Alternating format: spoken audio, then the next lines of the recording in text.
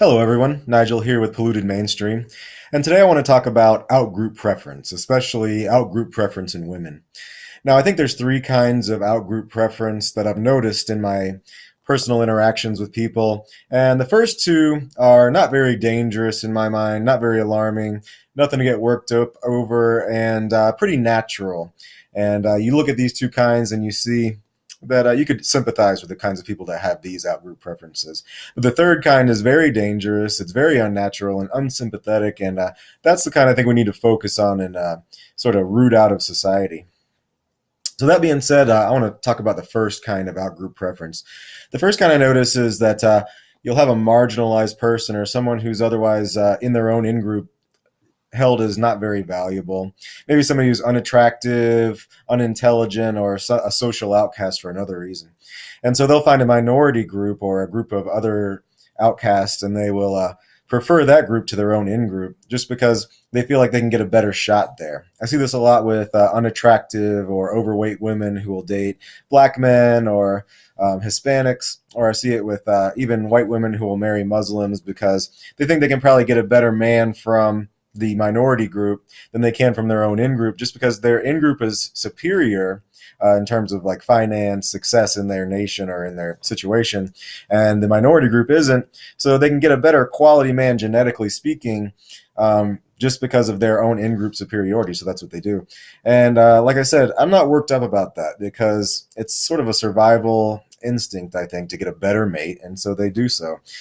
The second type of outgroup preference that I see, not that I so much see anymore, but I've heard about, is when your in-group is the marginalized group and you prefer the out-group simply because you think it's better for your survival.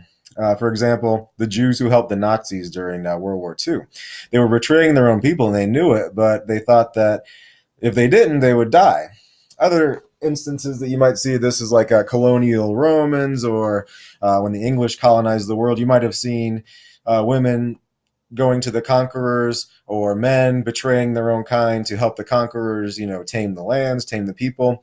And that's for the same reason. They wanted to survive. They wanted to be in with the people who had the power, the money, and who could like determine if they lived or died or were successful or failed.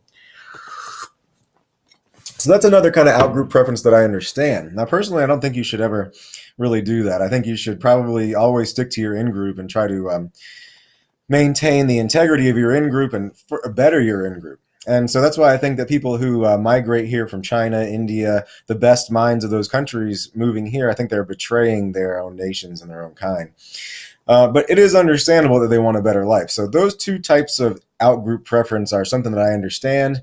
And maybe we'll have to worry about those later on. But I think the third kind is the one that we have to worry about right now. That's the kind of outgroup preference people have when they are the majority. They are someone who could find a perfectly acceptable mate within, or a perfectly acceptable situation, living situation, job, whatever, inside their own in-group.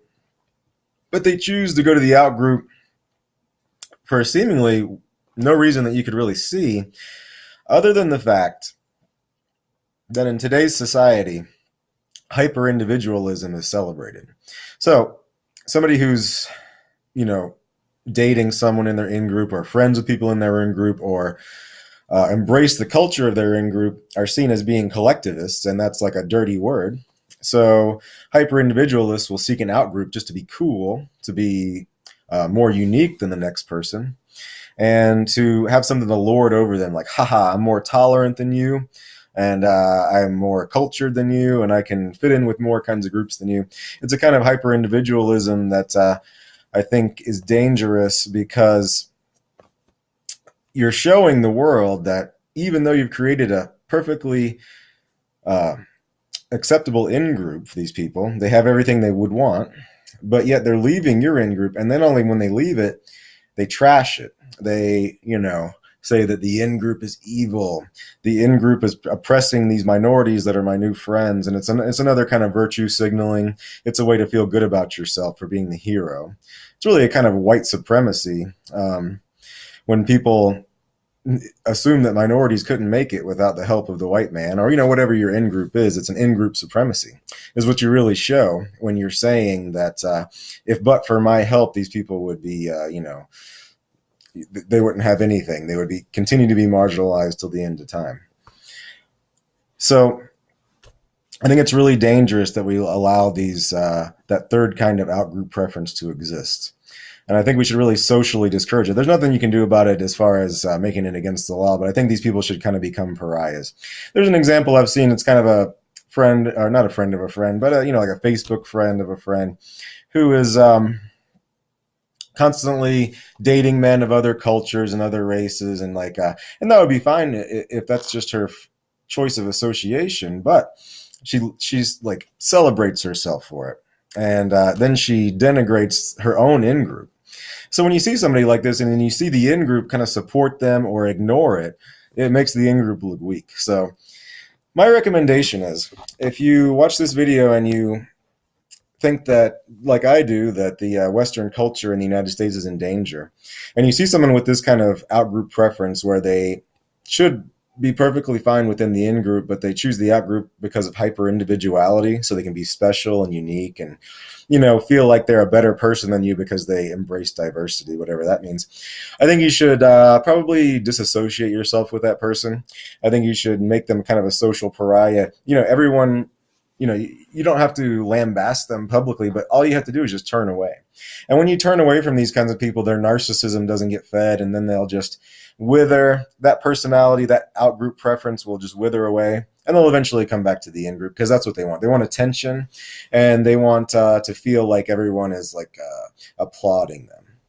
So, yeah, again, if you are with if you're with the cause of the alt-right, if you want to promote Western values and promote the idea that the white race should survive, then you have to kind of ostracize that kind of out-group preference.